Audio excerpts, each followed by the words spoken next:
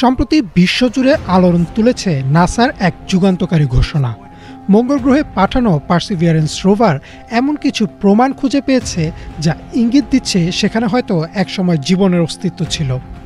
সিএনএনে প্রকাশিত প্রতিবেদনে বলা হয়েছে, রোভারটি মঙ্গলের স্যাফায়ার ফলস নামের একটি অঞ্চলের পাথরে জীবনের সম্ভাব্য চিহ্ন বা বায়োসিগনেচার খুঁজে পেয়েছে। এই পাথরের ভেতরে অর্গানিক মলিকিউল বা জৈব অণুর মতো গঠন পাওয়া গেছে, যা জীবনের জন্য অন্যতম মৌলিক উপাদান। মহাকাশ গবেষণা সংস্থা নাসা জানিয়েছে, পার্সিভিয়ারেন্স রোভারটি পাথরের সূক্ষ্ম স্তরগুলোতে রাসায়নিক বিশ্লেষণ চালিয়েছে। বিবিসির তথ্য অনুযায়ী এই বিশ্লেষণে এমন জটিল কার্বন যৌগ পাওয়া গেছে যা কেবল ভূতাত্ত্বিক প্রক্রিয়ার মাধ্যমেই নয়, জীবনের উপস্থিতির কারণেও সৃষ্টি হতে পারে। যদিও বিজ্ঞানীরা এখনও শতভাগ নিশ্চিত হতে পারেননি, তবুও এটি এখন পর্যন্ত মঙ্গলে জীবনের চিহ্ন খুঁজে পাওয়া সবচেয়ে শক্তিশালী প্রমাণ। এখন প্রশ্ন আসে, মঙ্গলে সত্যি কি কখনো প্রাণ ছিল? গবেষকদের ধারণা, প্রায় 3 থেকে 4 বিলিয়ন বছর আগে মঙ্গল ছিল অনেক বেশি উষ্ণ এবং সেখানে তরল পানি প্রবাহিত হতো।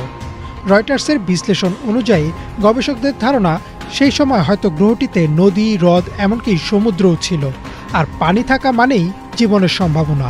তবে মঙ্গল গ্রহের জীবন কোনো গল্প সিনেমার এলিয়েন সভ্যতা নয়, বরং অতি ক্ষুদ্রাতি ক্ষুদ্র অণুজীব বা ব্যাকটেরিয়ার মতো প্রাণের অস্তিত্ব ছিল বলে মনে করছেন বিজ্ঞানীরা। অর্থাৎ সিনেমায় যেভাবে সবুজ রঙের বড় চোখওয়ালা এলিয়েন দেখানো হয়, বাস্তবে সেটি মঙ্গলের ইতিহাসের সঙ্গে মেলে না।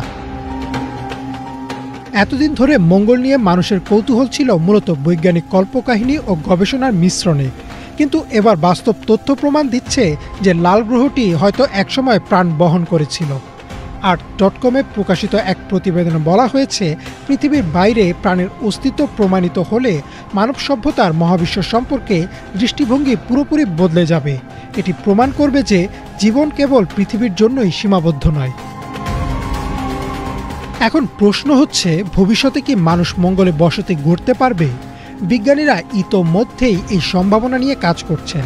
নাসা এবং স্পেসএক্স সহ বিভিন্ন সংস্থা মঙ্গলের টেকসই উপনিবেশ গড়ার পরিকল্পনা করছে।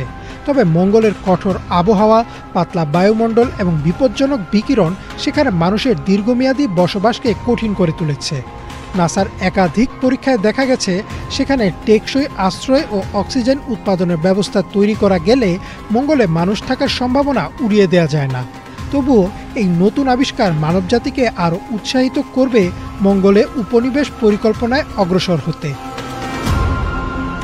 শুধু মঙ্গল নয়, বিজ্ঞানীরা মনে করছেন শনি গ্রহের উপগ্রহ টাইটান কিংবা বৃহস্পতির উপগ্রহ ইউরোপা ভবিষ্যতে জীবনের সম্ভাব্য কেন্দ্র হতে পারে।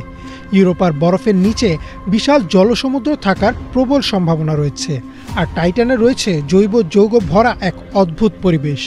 এসব উপগ্রহে গবেষণা চালানো হলে আগামী দশকগুলোতে নতুন চমকপ্রদ তথ্য আসতে পারে। মঙ্গলে জীবনের সম্ভাব্য প্রমাণ পাওয়া কেবল বৈজ্ঞানিক সাফল্যই নয়, এটি মানব সভ্যতার ভবিষ্যৎ পথ চলার দিকও বদলে দিতে পারে। একদিকে যেমন আমরা মহাবিশ্বে একা নই, এই ধারণা বাস্তব হতে যাচ্ছে, অন্যদিকে ভবিষ্যতে অন্য গ্রহে মানুষের বসবাসও আর বৈজ্ঞানিক কল্পকাহিনী বলে মনে হবে না।